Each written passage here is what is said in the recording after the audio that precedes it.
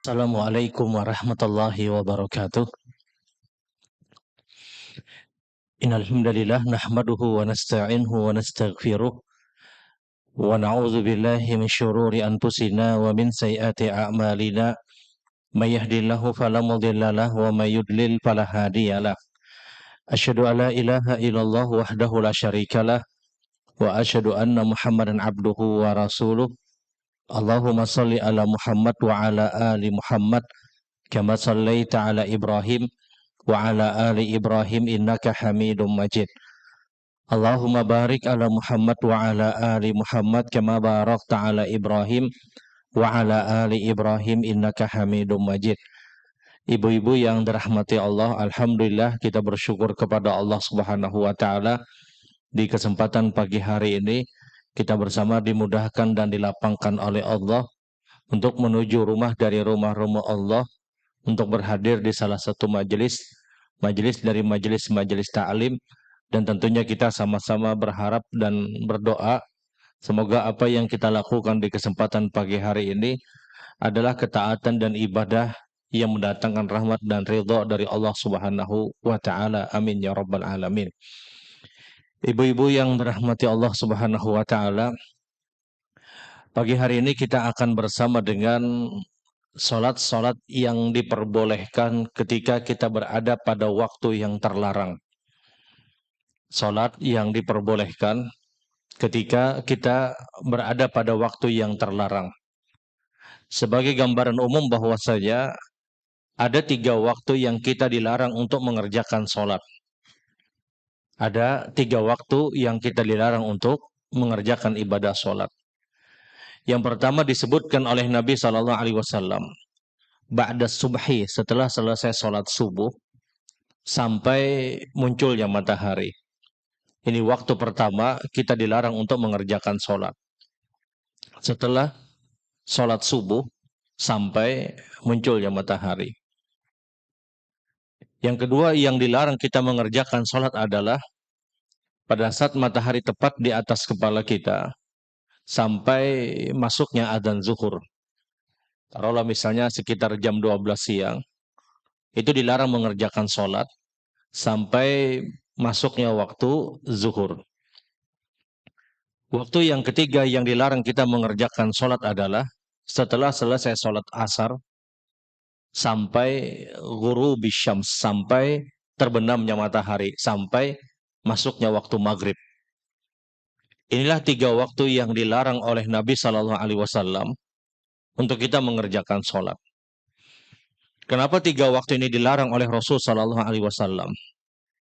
Yang pertama adalah di saat matahari, di saat selesai sholat subuh sampai munculnya matahari, ini dilarang karena ketika itu kata Nabi SAW, ada sebahagian dari makhluk atau hamba-hamba Allah, dia beribadah, yang ibadahnya dia mulai setelah selesai sholat subuh sampai dia menunggu kemunculan matahari. Nang orang menyembah matahari itu nabu. Nang ambil lidi kah? Nang kene membilah lidi itu nah. Ada orang yang seperti itu. Adakah ada tanggapan yang itu, Bu? Mun ada kirim salam. Jangan kirim salam. Model yang seperti ini Rasul tidak inginkan seorang muslim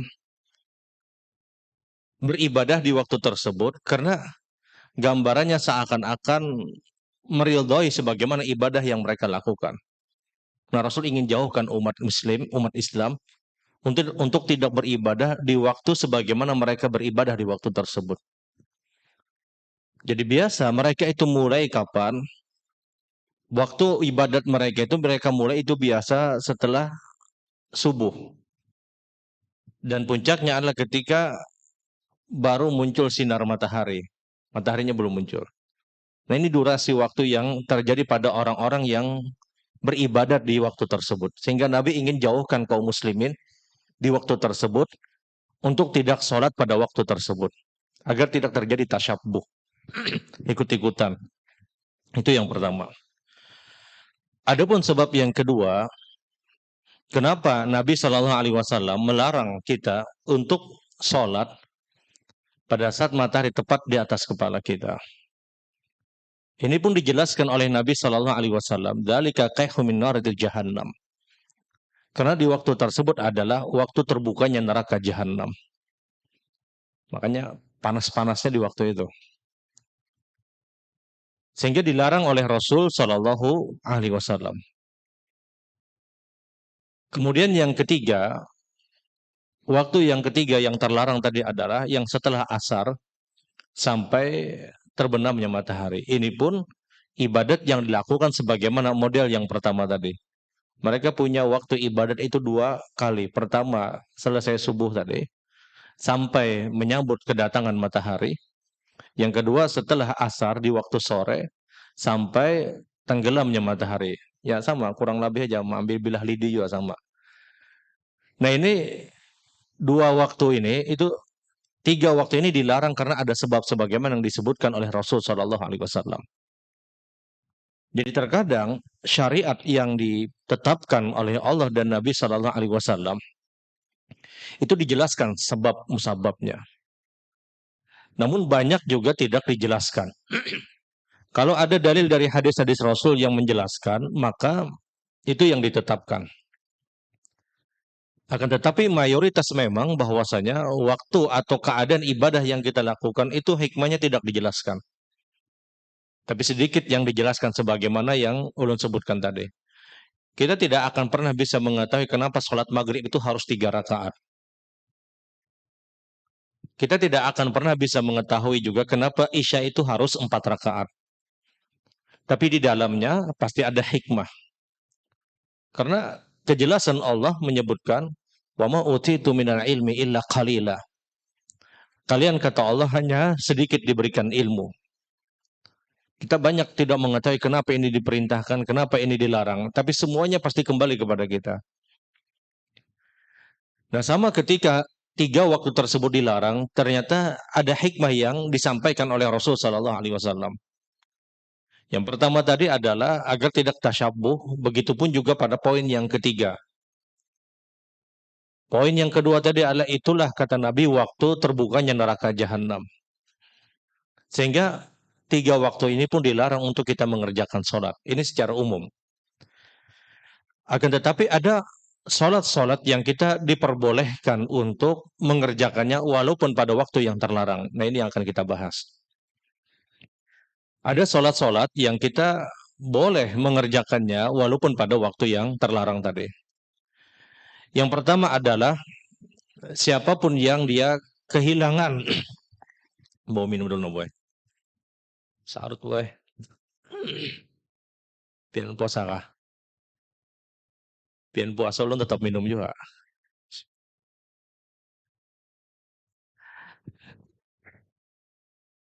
Waktu-waktu tersebut yang terlarang tersebut yang dilarang oleh Nabi Shallallahu Alaihi Wasallam ada beberapa sholat yang kita boleh mengerjakannya walaupun pada waktu terlarang.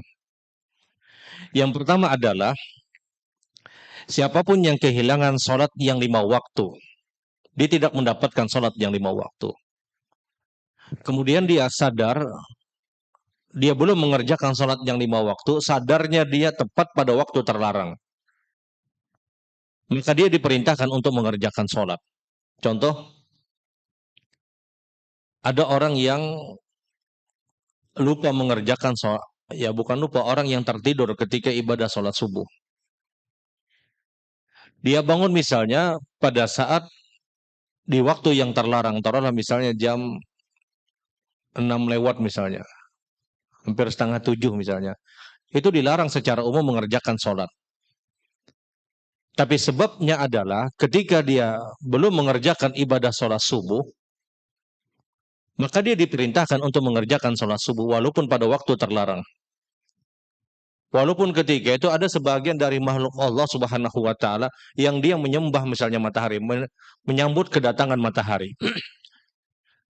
Ada orang terbangun di waktu tersebut dan dia belum mengerjakan sholat subuh, dia kerjakan sholat subuh. Karena hadis Nabi Shallallahu Alaihi Wasallam bersabda, "Man nama anis sholatin au nasiha, fal yusolliha idza dzakaraha." Siapapun kata Rasul Shallallahu Alaihi Wasallam yang dia tertidur atau dia lupa dia belum sholat, maka sholatlah kapanpun dia ingat, kapanpun dia sadar, walaupun pada waktu terlarang. Walaupun dia pada waktu terlarang, dia sholat. Orang terlambat mengerjakan sholat subuh, itu dimaklumi dalam syariat. Walaupun ketika itu terlambatnya begitu lama, dia tertidur misalnya. Dan itu dimaafkan. Tidak boleh orang tersebut dia terlambat mengerjakan ibadah sholat subuh, dia lihat, oh sudah jam 9 pagi. Kalau saya ingin bersubuh ya sudah waktunya lewat. Tidak, dia tetap harus kerjakan. Dan mungkin orang itu mungkin mengerjakan subuh itu jam 9, jam 10 mungkin. Kalau dia benar kelelahannya luar biasa. Apalagi pian umroh, orang umroh ini adalah perjalanan pesawat 9 sampai 10 jam itu dari Jakarta. Taruh misalnya landing dia di Jeddah. Dari Jeddah dia pergi ke Madinah, taruhlah misalnya sekitar 4 jam. Itu pun boleh jadi 24 jam dia safar kalau dari Banjar hitungannya. Sampai di Madinah misalnya di waktu malam, jam 2 malam, jam setengah 3, hanya berbagi kamar misalnya, kemudian dia tidur jam setengah 4, itu bisa bangun jam 10. Lelahnya luar biasa.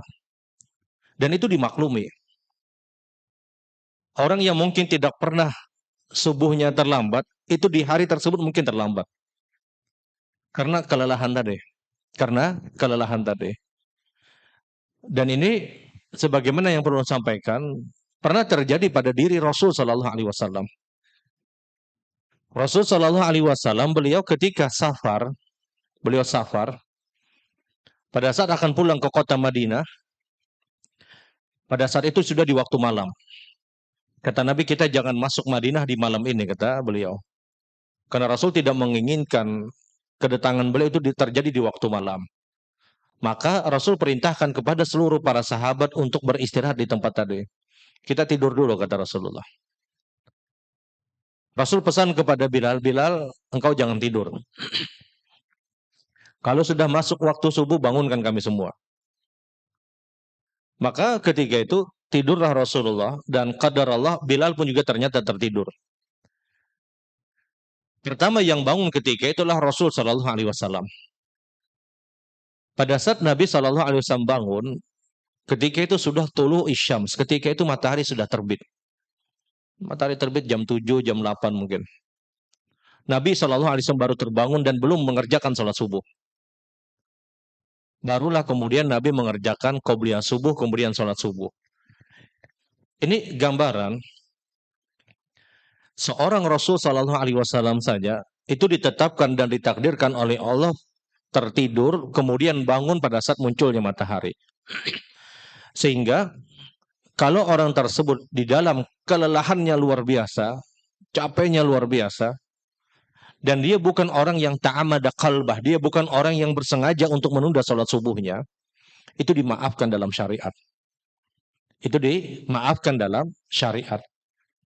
Ada orang yang memang dia terlambat, yang ulun contohkan tadi, dia lelahnya luar biasa, safar yang sangat melelahkan, kemudian baru tertidur mungkin jam setengah 3 atau jam setengah 4, belum lagi waktu kita berbeda dengan Saudi kurang lebih 5 jam, kemudian dia tertidur, bangun misalnya jam 7, jam 8. Ya ini dimaafkan, Dia kerjakan subuh walaupun jam 8, walaupun mungkin jam setengah 9 baru terbangun. Karena Rasul Shallallahu Alaihi Wasallam pun pernah terjadi pada diri Rasul dan itu ditetapkan oleh Allah Subhanahu wa Ta'ala. Takdir ini yang ditetapkan oleh Allah kepada Nabi Shallallahu Alaihi Wasallam ingin memberikan pelajaran kepada kita. Kalau kita terlambat dalam waktu kapanpun, maka tetap kerjakan sholat. Tidak boleh dia lepas ibadah sholat tersebut dengan dalil ya sudah waktunya sudah lewat, tidak. Nah ini yang diajarkan oleh Nabi Shallallahu Alaihi Wasallam, bahwasanya Nabi bersabda, man nama anis sholatin au nasiha fal yusalliha idza dzakarha. Barang siapa yang lupa dia belum sholat atau dia tertidur dia belum mengerjakan sholat, maka sholatlah kapanpun dia ingat. Ada orang misalnya terlambat sholat zuhur, dalam artian dia lupa belum mengerjakan sholat zuhur. Dia disibukkan dengan kesibukan yang luar biasa. Sampailah masuk waktu asar. Kemudian dia sadar dia belum mengerjakan sholat zuhur. Apa yang dia lakukan? Dia kerjakan dulu sholat zuhur, baru dia kerjakan sholat asar. Jadi urutannya adalah sholat yang tertinggal dulu. Walaupun ketika itu azan asar dikumandangkan, maka sholat zuhur yang dia dahulukan, yang dia belum mengerjakan ibadah zuhur. Ini yang pertama. Sholat yang kita boleh mengerjakan walaupun pada waktu terlarang adalah sholat wajib yang kita tertinggal. Yang kedua, sholat yang kita boleh mengerjakannya walaupun pada waktu terlarang adalah semua jenis sholat yang sifatnya muqayyad. Semua jenis sholat yang sifatnya ada sebab, yang sebab tersebut menjadikan dia mengerjakan sholat walaupun pada waktu terlarang. Contoh, ada orang masuk masjid, orang selesai sholat subuh. Kemudian dia baru masuk masjid. Apakah boleh tahiyatul masjid pada waktu terlarang? Hukumnya boleh. Ada orang masuk masjid setelah asar. Kita tahu di antara waktu terlarang itu adalah habis asar sampai terbenamnya matahari, sampai masuknya waktu maghrib. Ada orang masuk masjid jam 5 sore misalnya. Ini masih durasi waktu yang terlarang, karena belum adzan maghrib. Tapi sebab dia masuk masjid tadi, terjadilah tahiyatul masjid. Maka ini diperbolehkan. Kenapa? Karena ini sholat yang sifatnya muqayyad, sifat yang sholatnya ada sebab. Sama seperti sholat jenazah. Sholat jenazah yang dilakukan setelah asar, apakah hukumnya boleh? Hukumnya boleh. Karena ada sebab.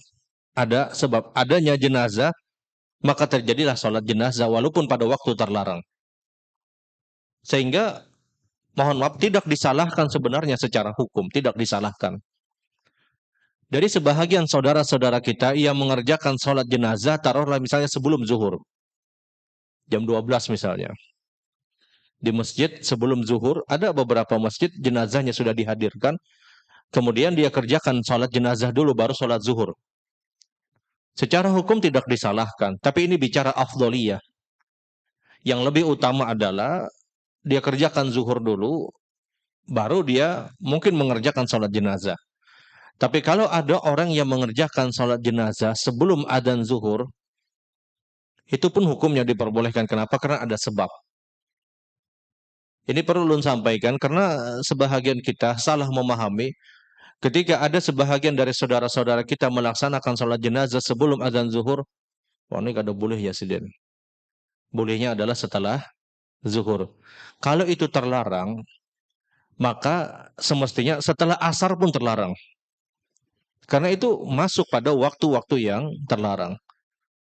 Artinya kalau setelah selesai asar itu boleh mengerjakan sholat jenazah, maka yang jam 12 siang pun itu hukumnya diperbolehkan. Setelah subuh pun hukumnya diperbolehkan. Kita tahu ada sebahagian kita mengerjakan sholat jenazah setelah selesai sholat subuh. Apakah boleh? Hukumnya boleh. Apakah ini tidak masuk waktu terlarang? Benar itu masuk waktu terlarang, tapi itu ada sebab. Adanya jenazah, kemudian terjadilah sholat jenazah tersebut. Bahkan kalau orang tersebut selesai berwudu sekalipun, kemudian dia sholat di waktu yang terlarang, apakah boleh? Hukumnya boleh, kata Imam Syafi'i. Ada orang selesai wudu, setelah asar, setelah ibadah asar, kemudian jam 5 dia berwudu lagi misalnya. Apakah boleh dia mengerjakan sholat sunnah wudu walaupun pada waktu terlarang? Hukumnya boleh. Kenapa? Karena ada sebab. Jadi jenis sholat yang kedua yang diperbolehkan kita untuk mengerjakannya walaupun pada waktu terlarang adalah semua sholat sunnah yang sifatnya muqayyad, yang sifatnya ada sebab. Sebabnya jenazah, sebabnya tahiyatul masjid, sebabnya sholat sunnah wudu misalnya. Walaupun pada waktu-waktu yang terlarang. Ini keadaan yang kedua, bolehnya kita mengerjakan sholat walaupun pada waktu yang terlarang. Keadaan yang ketiga, dan ini yang terakhir, habis ini kita mungkin dialog kalau ada pertanyaan dari apa yang disampaikan, ada hal-hal yang perlu untuk diperbincangkan. Yang ketiga, kita boleh mengerjakan sholat, walaupun pada waktu terlarang adalah kalau kita berada di dalam Masjidil Haram. Khusus di dalam Masjidil Haram itu tidak ada batasan waktu, dia boleh mengerjakan. Pelarangan di dalam Masjidil Haram itu tidak berlaku. Sebagaimana hadis Nabi SAW ketika Rasulullah bersabda, Ya Bani Abdul Manaf, la tamna'u man shalla aw yatufu bihadzal bait bi ayyi syai'in waqtul laila aw nahara.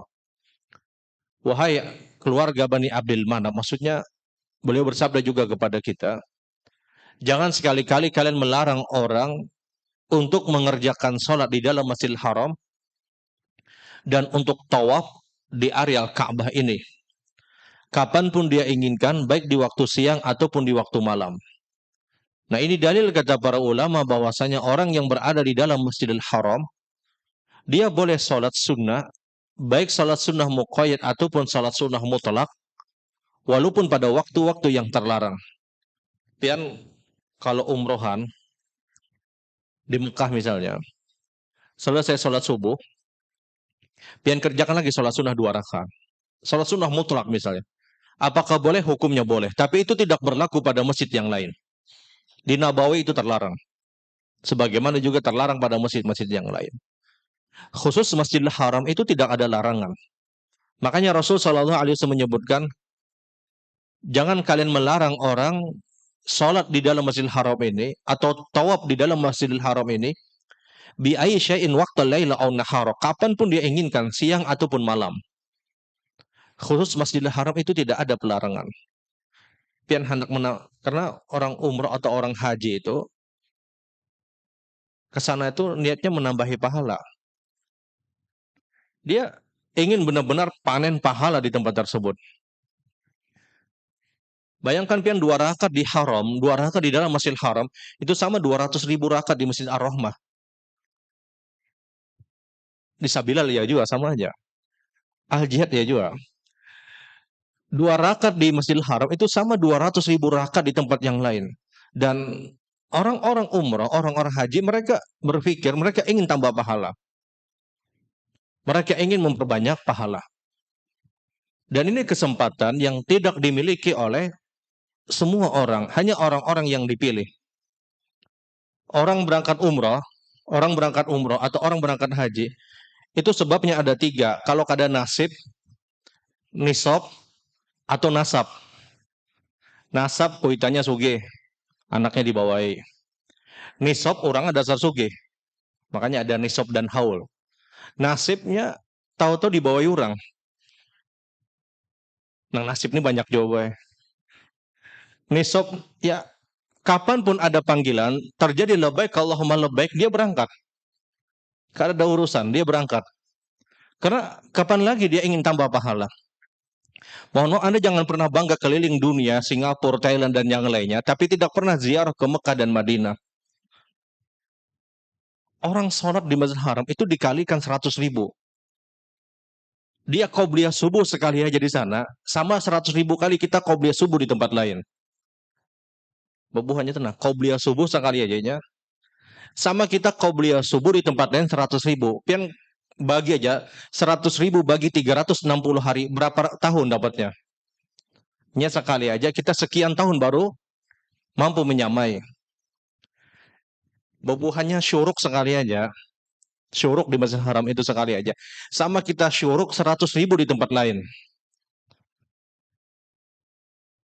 Makanya khusus Masjidil Haram tidak berlaku pelarangan tadi. Kenapa? Allah ingin berikan Rahman dan Rahimnya. Allah ingin berikan kasih sayangnya kepada kita. Ini manfaatkan kalau orang tersebut mendapatkan undangan.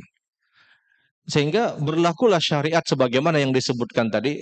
Khusus Masjidil Haram kata Nabi tidak berlaku pelarangan-pelarangan sholat-sholat sunnah di waktu-waktu yang dilarang tadi. Kenapa? Untuk memberikan kebaikan dan untuk memberikan kesempatan kepada orang-orang yang datang ke tempat tersebut.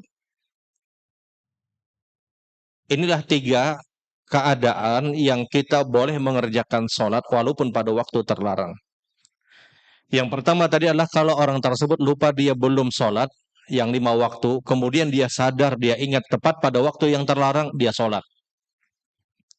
Yang kedua, kapanpun dia mengerjakan sholat sunnah yang sifatnya muqayyad, sholat sunnah yang ada sebabnya, seperti jenazah, tahiyatul masjid, dan yang lainnya, walaupun pada waktu terlarang hukumnya diperbolehkan. Yang ketiga tadi, siapapun yang berada di dalam Masjidil Haram, maka dia boleh untuk mengerjakan sholat walaupun pada waktu terlarang, karena Allah ingin memberikan kepada orang-orang yang datang ke tempat tersebut agar mereka memaksimalkan dan mendapatkan ganjaran pahala yang besar. Nah, baik ibu-ibu yang dirahmati Allah Subhanahu wa taala, ini yang ulun sampaikan dulu di kesempatan pagi hari ini. Kalau ada pertanyaan silahkan, kalau tidak ada pertanyaan ya pian berpikir ke pasar situ nah. Silahkan.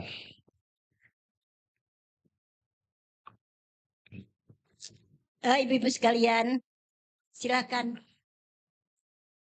Sebelumnya ada kertas ke Bu? Kertas pulpen. Belum kan tapi peringatan boy pertanyaan pian ya catat.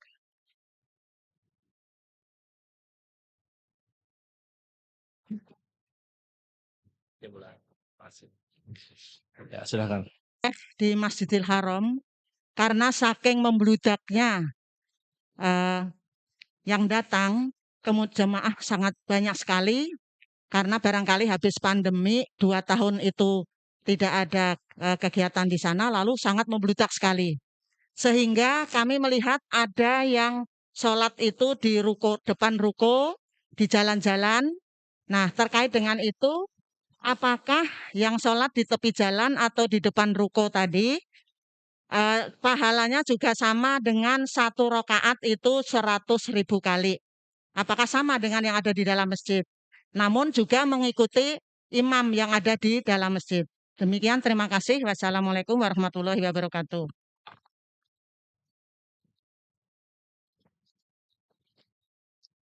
Sudah pula. Ya.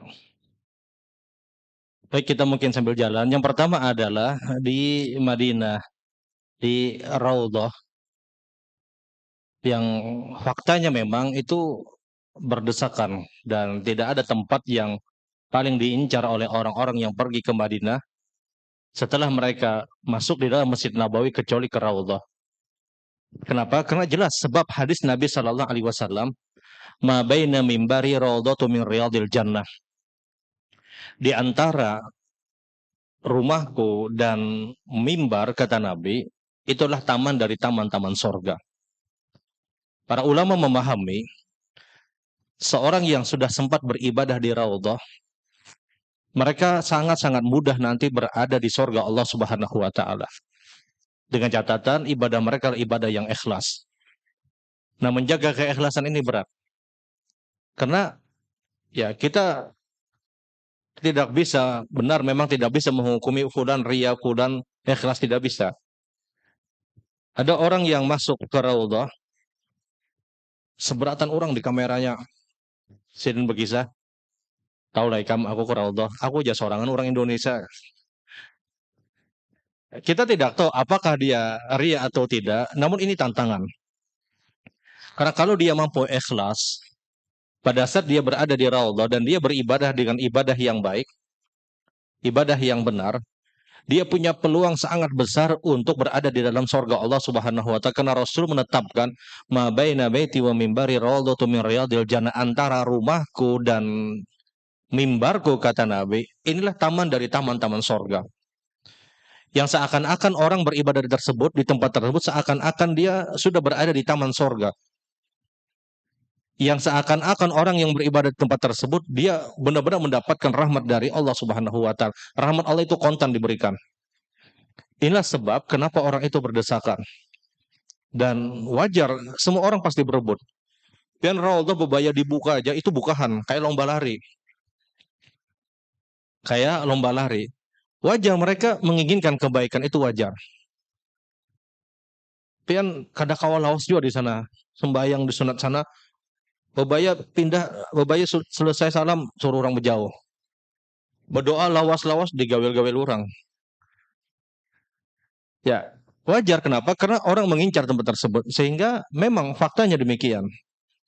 Artinya apakah ada aturan khusus? Tidak ada aturan khusus selama dia sholat di tempat tersebut, dia doa di tempat tersebut, dia baca Quran, dia ibadah, maka seakan-akan dia sudah berada di taman dari taman-taman sorga Allah Subhanahu wa Ta'ala.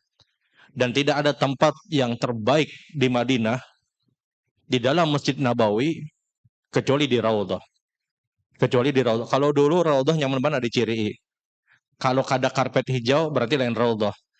Wah, ini seberatan masjid karpet hijau warnanya. Kada kau lagi dilihat. Nih Raudhah kah kada. Jadi hitungannya tiangnya aja. Belum lupa berapa tiang. Yang paling nyaman itu rumah Nabi. Nah itu batasan ujung dari rumah Nabi itulah Raudhah. Raudhah yang awal. Tapi yang pakai trap itu belum rumah Rasul Shallallahu Alaihi Wasallam. Nah artinya wajar orang tersebut berebut dengan tempat yang namanya Raudhah. Ya sesempat mungkin kalau pian umroh misalnya atau haji, paling kadang sekali hadir ke sana, paling kadang.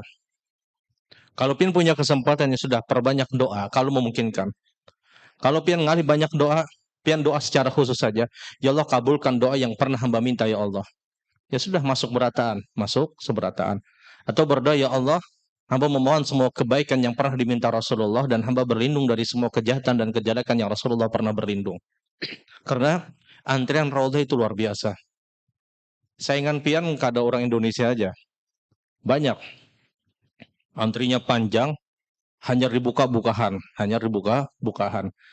Nah itu mungkin pertama berkaitan dengan Raudhah. Kemudian yang kedua adalah salat apa yang terlarang di dalam hadis Nabi Shallallahu Alaihi Wasallam. Secara umum para ulama menyebutkan salat sunnah mutlak. Salat sunnah mutlak ini yang terlarang. Yang dilarang di 3 waktu tersebut adalah salat sunnah mutlak. Ini yang disepakati. Artinya 3 waktu tersebut adalah berkaitan dengan salat sunnah mutlak. Salat sunnah yang orang ingin menambah pahala terus. Salat sunnah yang dia kalau dia banyak mengerjakannya, dia punya kesempatan bersama Rasul Shallallahu Alaihi Wasallam di sorga. Namun di 3 waktu tersebutlah 3 waktu yang terlarang orang mengerjakan salat sunnah mutlak. Wallahu alam. Kemudian pertanyaan yang selanjutnya adalah ada orang yang belum mengerjakan salat asar sampai sebelum maghrib. Apakah ini masuk pada waktu terlarang? Maksud hadis tadi adalah orang yang sudah mengerjakan salat asar, kemudian dia ingin tambah salat sunnah mutlak. Ini yang terlarang. Tapi kalau orang itu belum mengerjakan salat asar jam 5:30 misalnya, semenit lagi azan maghrib misalnya, ya tidak dipermasalahkan dia kerjakan sholat asar, dia tidak dipermasalahkan. Jangan dia merasa ini masuk waktu terlarang, kena aja habis sholat asar waktu maghrib aja. Tidak. Dia sholat, yang dimaksud hadis Rasul tadi adalah dia adalah orang yang sudah mengerjakan sholat asar, kemudian dia ingin tambah sholat sunnah mutlak. Nah menambah sholat sunnah mutlak pada waktu setelah asar, ini yang terlarang. Artinya hadis ini bicara tentang orang yang sudah mengerjakan kewajiban dia, sholat asar atau selesai sholat subuh misalnya, kemudian dia tambah untuk melaksanakan sholat sunnah mutlak. Itu pertanyaan yang ketiga. Pertanyaan yang berikutnya adalah, apakah boleh seorang istri dia tinggalkan suaminya pada saat sudah ya dia selesaikan kewajiban dia, kemudian hadir pada majelis ta'lim? Secara hukum adalah dia izin kepada suaminya. Secara hukum dia izin kepada suaminya. Idealnya suaminya memberikan izin, idealnya. Ini urutan hukumnya. Karena nang laki kada kau aja misalnya melajari agama misalnya, ya sudah dia datang untuk mencari ilmu agama. Idealnya seperti itu. Tapi kalau seandainya seorang suami dia tidak memberikan izin, ya sudah dia bertahan di tempat tersebut. Kalau tidak ada izin. Karena sampai hadis Nabi Shallallahu Alaihi Wasallam menyebutkan, kalau seandainya seorang boleh kuperintahkan untuk sujud, maka aku perintahkan seorang istri sujud kepada suaminya. Tapi terkadang hadis ini digunakan oleh nang laki juga. Kamu boleh ya, kamu sujud ya sedin. Harap boleh lah kian wahine bian. Jadi hal-hal yang seperti ini ya dilihatlah kondisi dan keadaannya. Kalau bicara hukum ideal, dia pergi. Kalau bicara hukum ideal, suami memberikan izin. Pada saat suami tidak mampu untuk mengajarkan kebaikan-kebaikan kepada istrinya. Karena itu tanggung jawab dia. Ini hukum ideal. Tapi terkadang ada orang keluar dari hukum ideal ini. Artinya apa? Dia tidak mengizinkan, padahal dia tidak mampu untuk mengajarkan. Sehingga mau tidak mau ya sudah. Tidak bisa dia keluar. Kenapa? Karena bahasan atau basic hukumnya, pakem hukumnya adalah ya seperti itu. Dia tidak keluar kecuali atas izin dari suaminya. Nah masalahnya adalah apakah suaminya mampu mengajarkan kebaikan atau tidak. Kalau dia tidak mampu,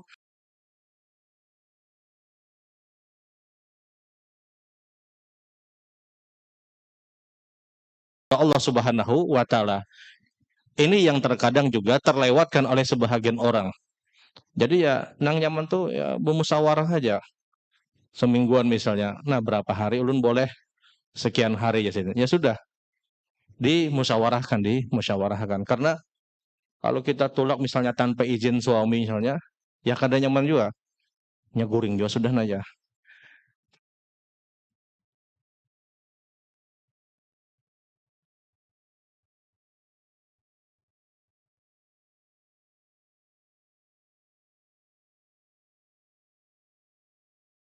Pian, ada juga nang itu, guring nang di pinggir jalan tuh nah.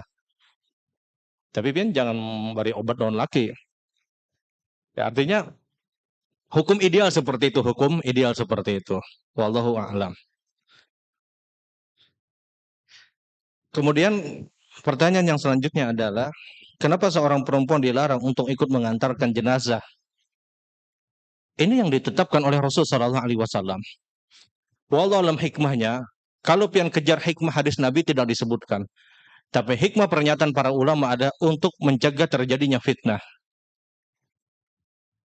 Sebahagian perempuan, mohon maaf, ketika jenazah itu diturunkan, sebahagian mereka ada yang meronta, ada yang pingsan. Dan ini menjadikan kesibukan di areal pekuburan, menjadikan orang itu tidak lagi fokus pada kuburan tersebut. Dan ini di antara hikmah. Walaupun kalau pian kejar dalil tidak ada dalil.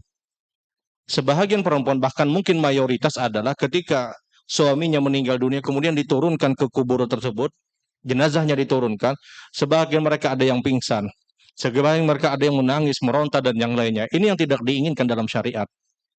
Secara umum seperti itu seorang perempuan. Meskipun ada perempuan yang begitu tangguh, ada nang lakian yang menangis nang bujuran.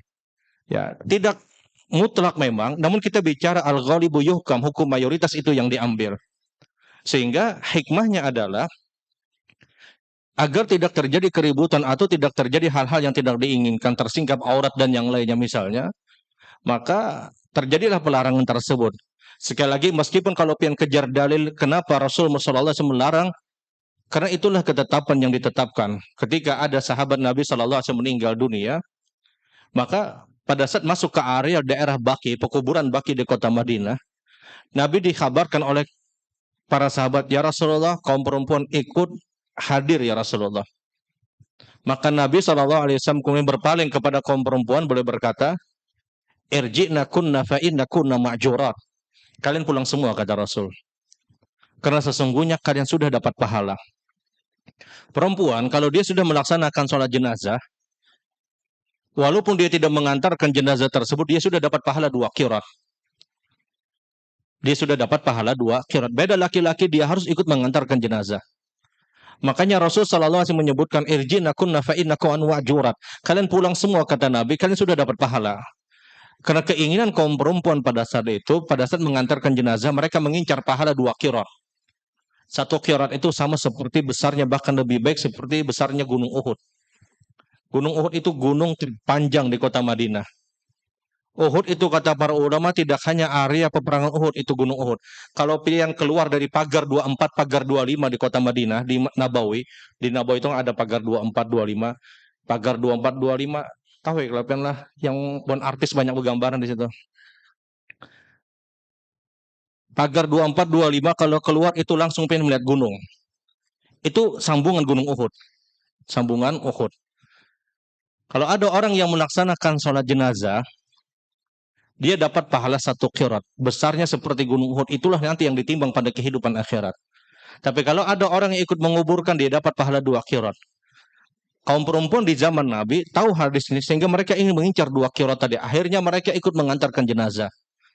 Di saat mereka mengantarkan jenazah masuk ke areal baki, Rasul Shallallahu Alaihi Wasallam berkata kepada kaum perempuan, "Irjinna kunna fa inna kunna ma'curat."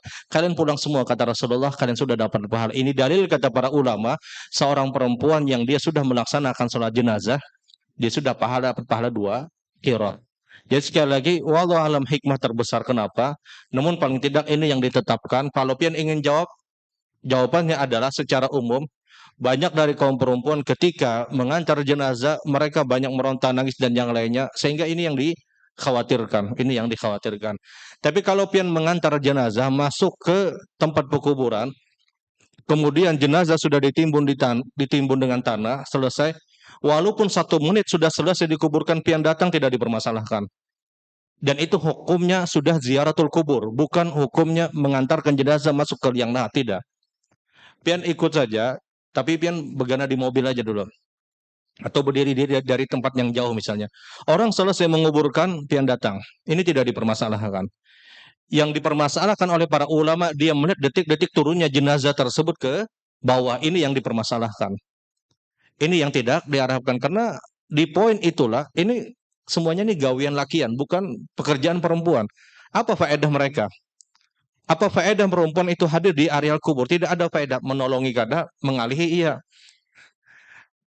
Mengalihi maksud ulun, ya tidak semua. Ada orang yang nangis dan yang lainnya. Ini mengalihi. Karena yang bertugas itu laki-laki. Memasukkan ke bawah, kemudian menimbun dan yang lainnya. Ini semua mutlak tugas kaum laki-laki. Sehingga apa faedahnya mereka hadir di sisi-sisi kubur tadi? Tidak ada faedahnya. Sehingga kalau jenazah tersebut sudah ditimbun dengan tanah, selesai, silahkan perempuan dekat kubur, silahkan. Untuk apa? Untuk mendoakan, untuk ziaratul kubur. Tapi melihat turunnya, ini yang terlarang di dalam hadis Rasul Shallallahu Alaihi Wasallam. Wallahu a'lam.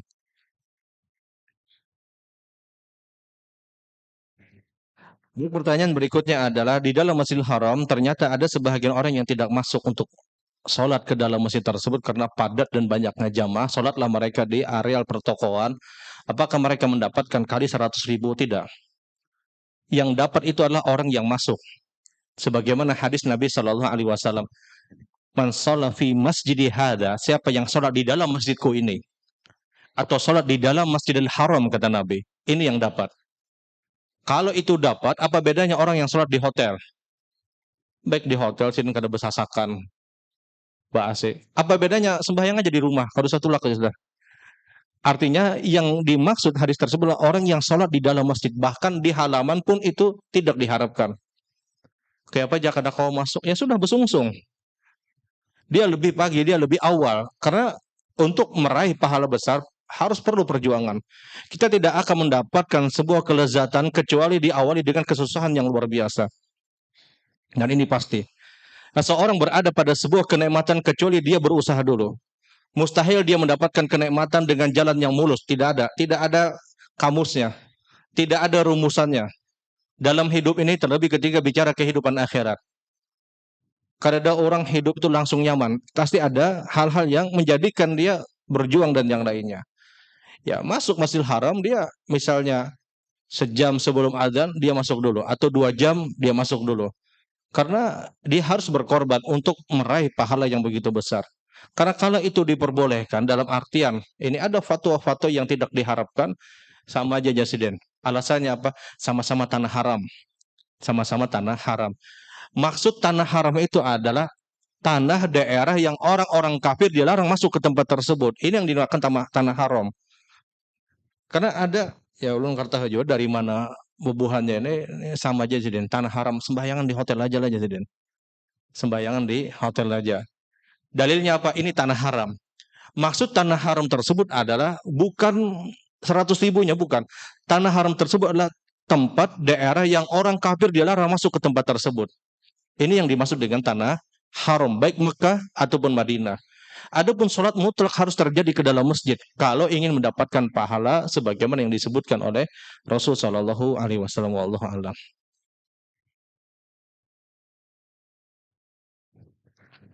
Bolehkah kita sholat isya terlambat hampir subuh karena kita kecapean, tapi keseringan? Ya, jangan rancak-rancak. Kalau pindah diciri malaikat, ya artinya secara hukum boleh, tapi jangan dijadikan kebiasaan. Jangan dijadikan kebiasaan. Kalau bicara hukum boleh, tapi kalau itu dijadikan sebuah kebiasaan, maka itu tidak diharapkan, tidak diharapkan. Ya, kecuali memang ada hajat, ada keperluan. Kalau misalnya saban hari 2 bulan misalnya kayak itu terus misalnya, ya jangan. Ya, meskipun secara umum ada hadis Nabi Shallallahu Alaihi Wasallam, laula asyukka ala ummati la akhartul isya ila nisful lail. Kalau seandainya tidak memberatkan atas umatku, aku akan akhirkan isya di pertengahan malam. Itu ada hadis yang benar. Ada hadis yang sahih. Kalau tidak memberatkan atas umatku, waktu isya ini aku tarik kata Rasulullah di pertengahan malam. Tapi dalilnya itu di pertengahan malam, bukan ketika menjelang subuh, tidak. Bukan ketika menjelang subuh. Kalau dia ada hajat, keperluan, ya silahkan. Tapi kalau kecapean misalnya, pertanyaannya apakah kecapean saban hari? Karena ya dilihat, ini tidak ideal, tidak ideal. Tapi kalau bicara hukum boleh. Kalau tanya apakah boleh, hukumnya boleh. Hukumnya diperbolehkan. Tapi kalau ada hajat, ada keperluan yang menyebabkan terjadi sebagaimana yang disebutkan tadi, ya sudah, itu benar-benar akan dimaafkan. Wallahu alam.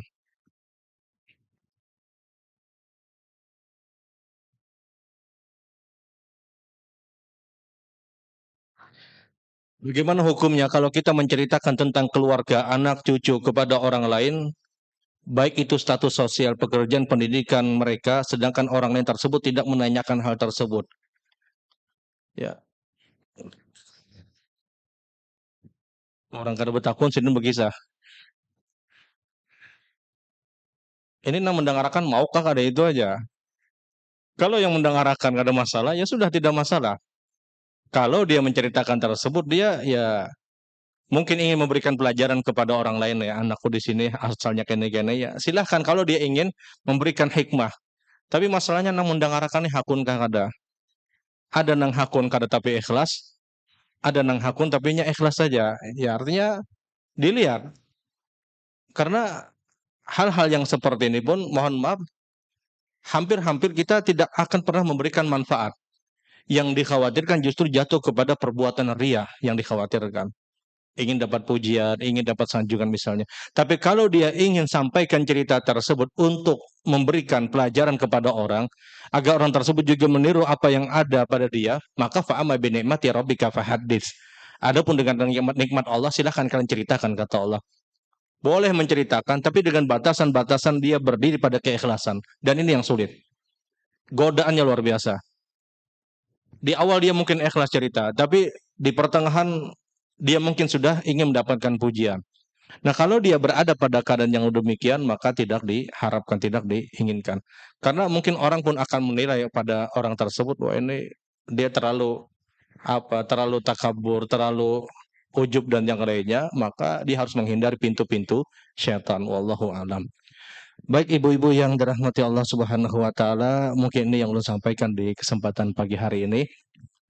Mudah-mudahan kita senantiasa terus mendapatkan perlindungan dari Allah, dan kita doakan juga rombongan Ustadz Masudi mudah-mudahan senantiasa mendapatkan perlindungan dari Allah Subhanahu wa taala. Pak, sebentar Pak. Dari TV Al Mujahidin ingin minta waktu untuk sini. Kepada Bapak atau Ya, silakan. Silakan. Oh ya. Baik, ulun tutup dulu bola. Baik, ulun akhiri dengan doa kafaratul majelis. Subhanakallahumma bihamdik asyhadu alla ilaha illa anta astaghfiruka wa atubu ilaik. Assalamualaikum warahmatullahi wabarakatuh.